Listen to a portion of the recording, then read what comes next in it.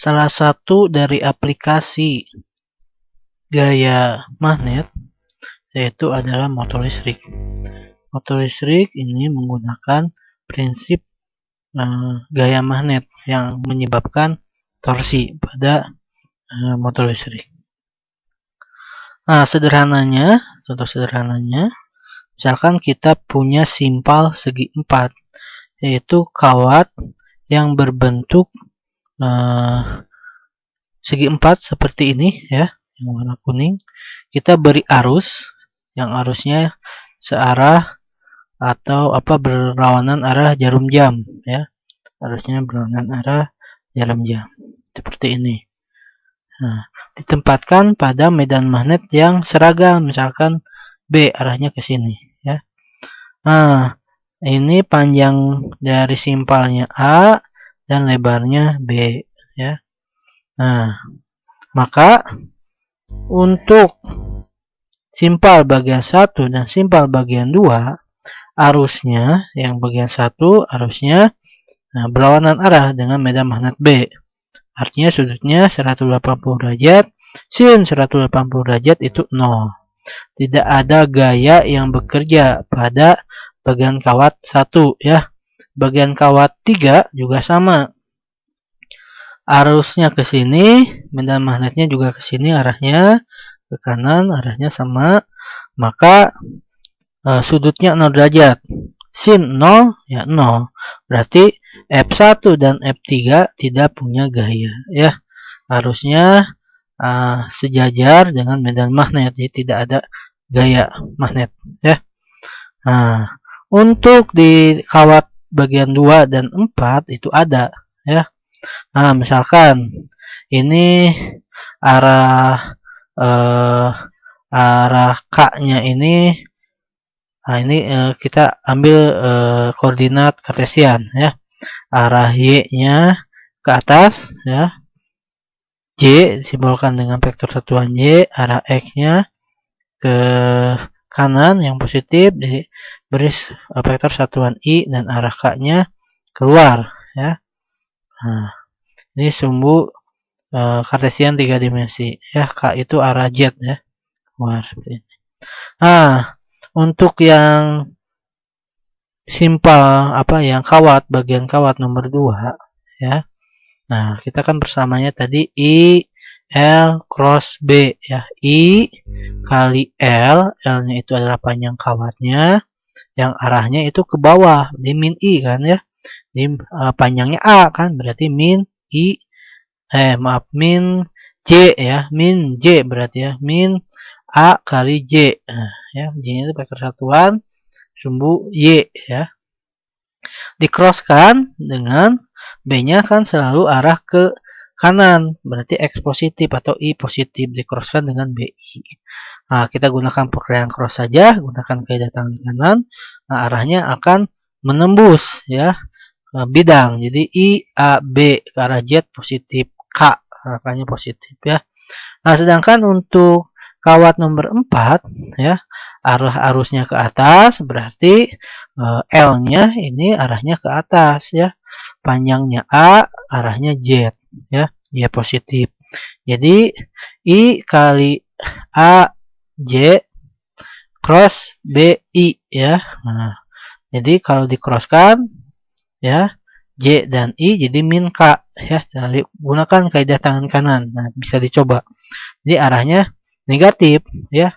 Arahnya masuk bidang. Nah, gaya di nomor 2 itu tadi keluar bidang. Gaya di nomor 4 itu masuk bidang. Maka kita bisa bayangkan simpal ini akan berputar ya, dengan poros di tengahnya ya, seperti itu. Nah, kalau kita totalkan gayanya ya, F1, F2, F3 dan F4, gayanya 0 ya. Nah, walaupun gayanya 0 tapi torsinya ada, nanti kita lihat. Nah, torsi itu kan R cross F ya. Nah, kalau kita lihat dari atas, misalkan ya, F2 arahnya ke sini, F4 arahnya ke sini, berlawanan kan ya. Nah, ini berputar, kita putar ya. Nah, ini sumbu putarnya di tengah ya. Berarti R-nya ini adalah B per 2 ya. Jarak ke torsi gaya ke sumbu putar R itu ya kan. Ya, kita crosskan R cross F ya. Maka torsinya ya, ini untuk torsi yang F2, ini untuk torsi yang F4 ya. Nah, R-nya untuk F2 ya, min B per 2 arah min I ya, B per 2 arah min I ya, yang 2 ya.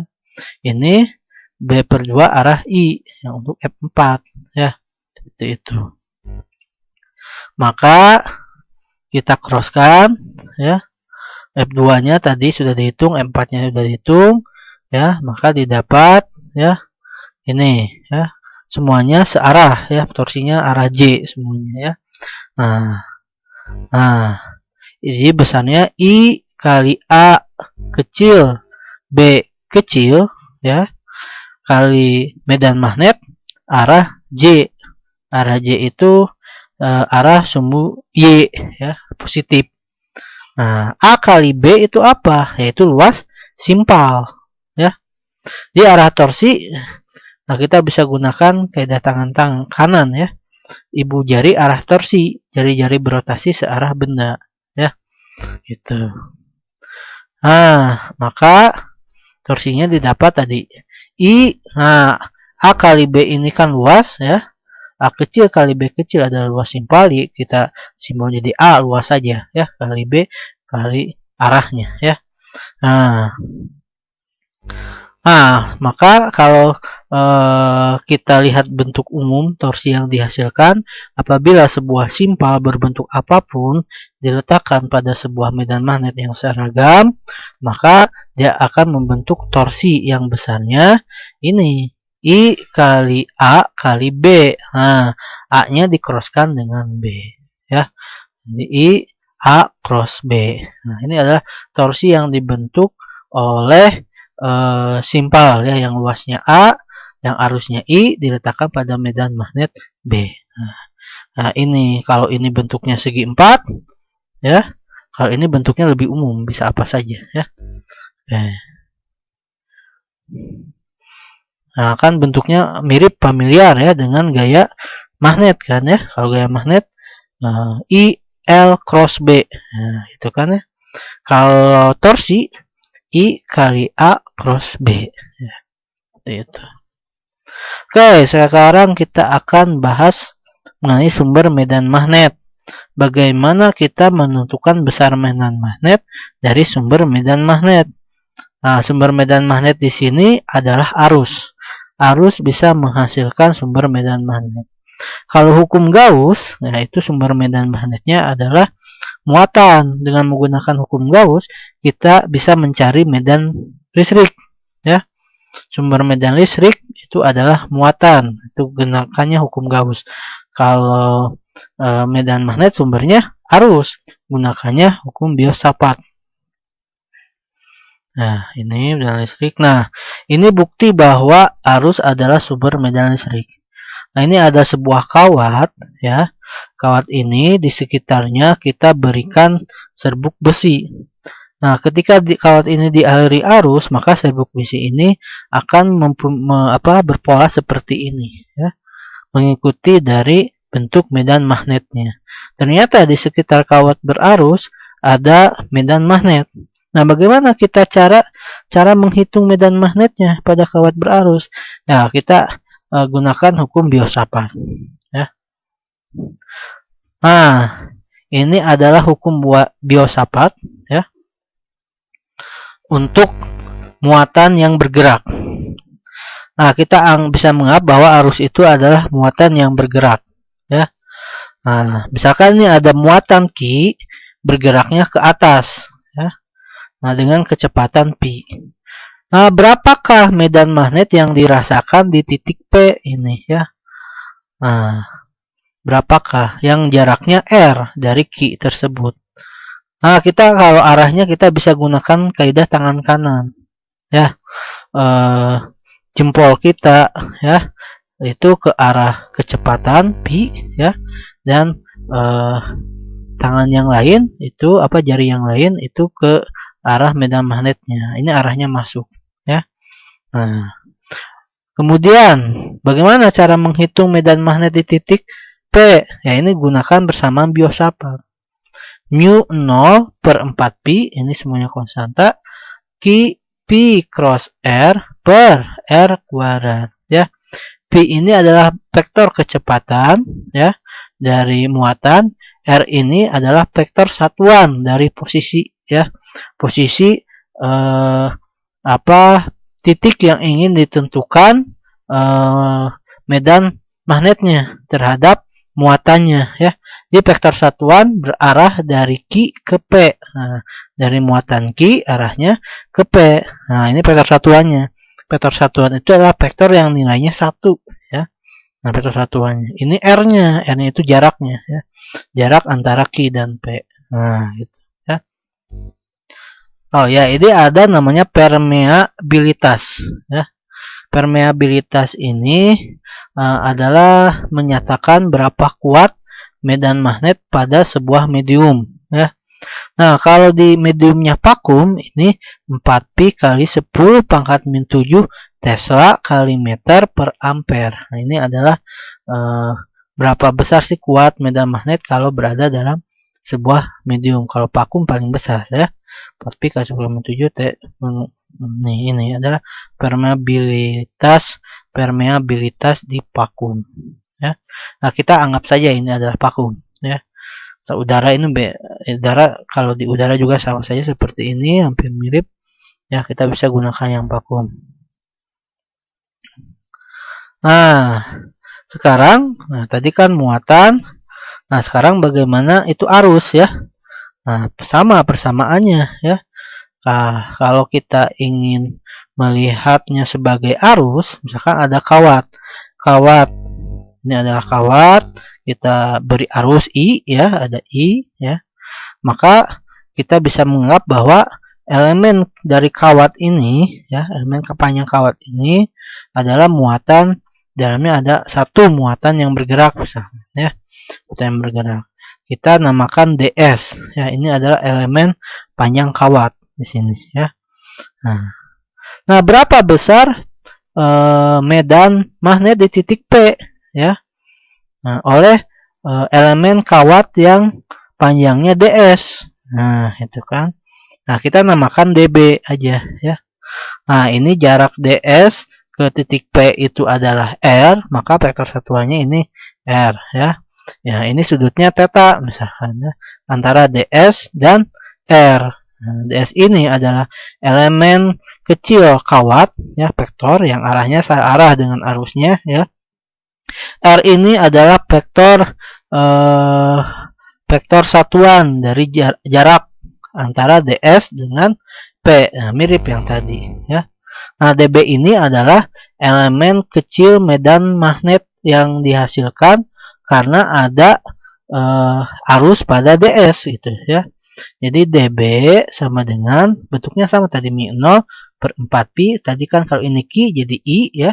Kalau tadi Pi kecepatan jadi DS ya. Cross R per R kuadrat ya. Nah, ini jangan bingung, nanti penggunaannya saja ya. Nah, bagaimana penggunaannya? Kita lihat. Oh, ini sebelumnya aturan tangan kanan yang kedua untuk menentukan medan magnet ya. Nah, tadi kalau kawatnya lurus, kita bisa menggunakan jempol sebagai arah arus. Nah, misalkan arah arusnya ke atas, maka medan magnet itu melingkari si kawat tersebut ya, dengan arahnya searah dengan genggaman jemari kita ini, jari-jari yang lain ya. Ini. Kalau kawatnya melengkung ya, maka kita bisa balik ya, bisa dibalik medan magnetnya dengan jempol ya, arusnya dengan jemari yang lain gitu. Nah, contoh kita akan gunakan hukum Biot-Savart pada koil dengan radius R besar. Tinjau sebuah koil dengan radius R besar dan arus I. Nah, koil ini kita berikan arus I ya, seperti ini arahnya searah jarum jam. Berapakah medan magnet di pusat, di titik P di pusat ya? Nah, Langkah pertama, pikirkan sejenak arahnya. Arahnya dengan menggunakan kaidah tangan kanan yang barusan. Nah, karena ini kawatnya melengkung, ya, berarti jemari kita itu sebagai arusnya dan jempol itu sebagai medan magnetnya, ya. Melengkung ke sini, berarti medan magnetnya masuk ke dalam bidang, ya, masuk ke dalam bidang. Kemudian pilih DS. DS itu adalah elemen kecil kawat yang arahnya ini searah dengan I, yaitu bisa sembarang di mana saja. Kemudian tetapkan sistem koordinat X dan Y-nya, ya. Nah, tuliskan hukum Biot-Savart. Nah, lanjut. Nah, kita gambarkan, ya. Misalkan saya ambil DS-nya di sini. Berarti arah arusnya ke sini, ya. Kemudian berarti R-nya mana, ya? R-nya itu kan dari DS ke titik yang ingin ditentukan medan magnetnya, ke P di sini, ya. Ini R-nya, ini vektor satuannya, ya. Besar R-nya berapa? Jaraknya, berarti jarak dari sini ke sini itu adalah jari-jarinya, ya. Itu besar jarak vektor R, ya. Ini vektor satuan R, ya. Nah, seperti itu kita gambarkan dulu. Nah, tadi kan ada DS cross R, ya, di hukum Biot-Savart ini, ya. Nah, ini kan dB μ0I per 4pi DS cross R per R kuadrat. Nah, DS cross R ini besarnya, nah, DS kali R kali sin theta. Theta itu sudut antara DS dengan R, ya. Karena ini bentuknya melingkar, ya. DS dan R ini selalu tegak lurus. R-nya ke pusat arahnya, DS-nya ini si kawat ini, ya, menyinggung, ya. Berarti selalu tegak lurus karena ini adalah lingkaran. Nah, berarti DS cross R itu artinya DS besar DS kali besar R kali sin 90 derajat. 90 derajat itu 1, ya. DS-nya DS besarnya, R-nya itu karena vektor satuan besarnya berapa? 1, ya. Jadi DS saja, ya. Nah, jadi DS saja. Nah, jadi ini bisa direduksi DS cross R-nya jadi DS. Nah, lebih gampang, tidak ada sudut, ya. Jadi μ0I kita tulis lagi kali DS per 4pi R kuadrat, ya. Nah, kemudian kita lihat di sini, ya. Nah, apakah R-nya berubah atau tidak, ya? Nah, R-nya kalau semua DS-nya ini kan DS semua, kalau dijumlahkan ini DS-nya panjangnya berarti keliling lingkaran, kan, ya? Apakah setiap DS ini mempunyai R yang berbeda? Tidak, karena bentuknya lingkaran. R-nya sama, itu jari-jarinya R besar, ya. Kita tuliskan ganti R-nya dengan R besar, ya. Nah, DS ini kita bisa ubah, ya. Nah, DS ini, ya, itu R kali D theta, ya.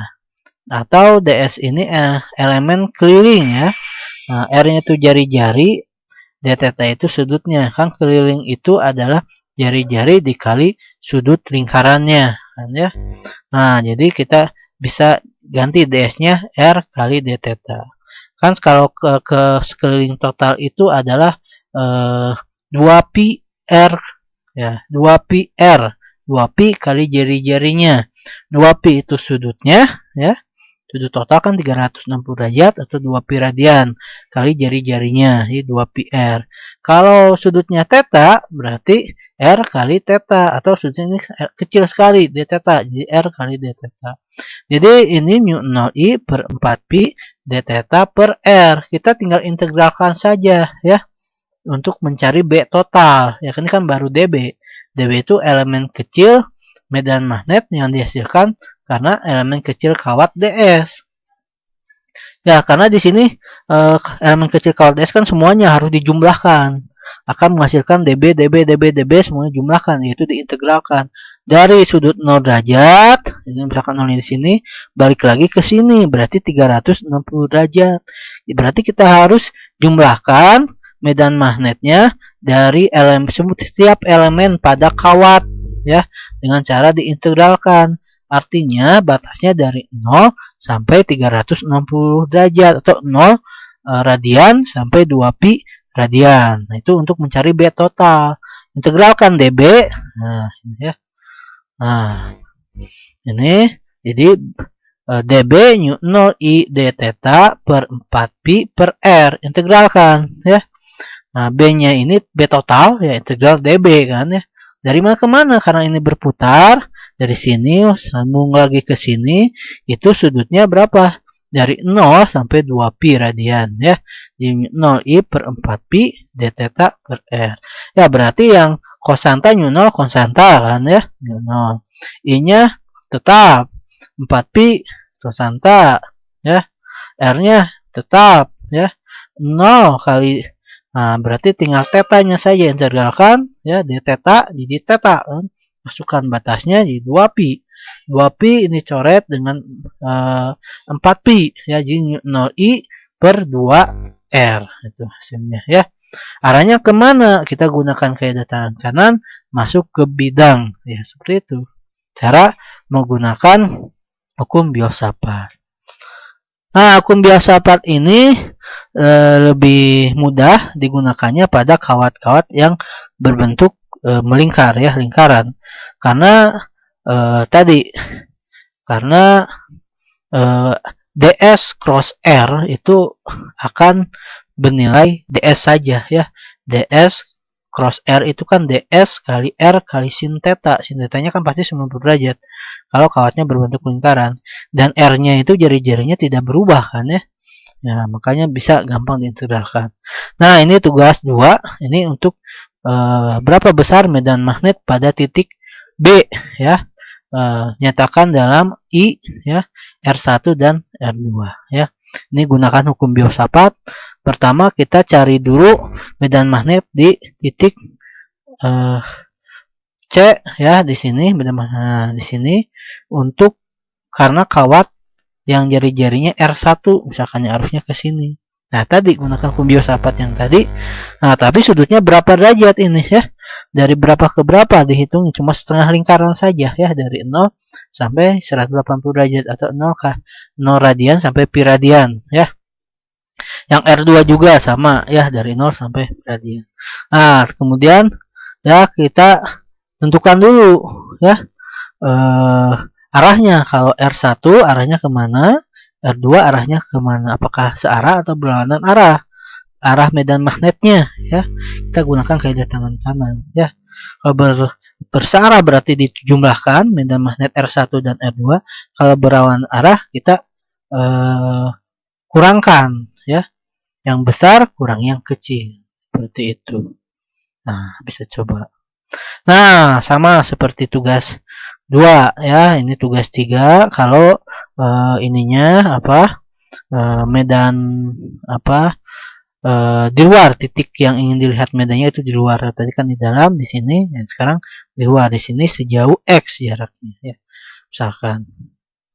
Nah, ini kita harus gambarkan dulu ya, ds-nya misalkan yang ini ambil ya, ds-nya ambil ya. Nah, kemudian besar R-nya sama atau tidak ya? Tentu sama R-nya ya. R-nya itu adalah ya, kita harus pakai Pitagoras ya. R-nya itu jarak antara P ke ds ya, karena ini tengah, semuanya sama, bisa integralkan. Sudutnya sama atau tidak? Ya, sudutnya pasti sama ini ya. Nah, coba gimana cara integralkannya ya? Apa yang berbeda-beda ini di sini ya?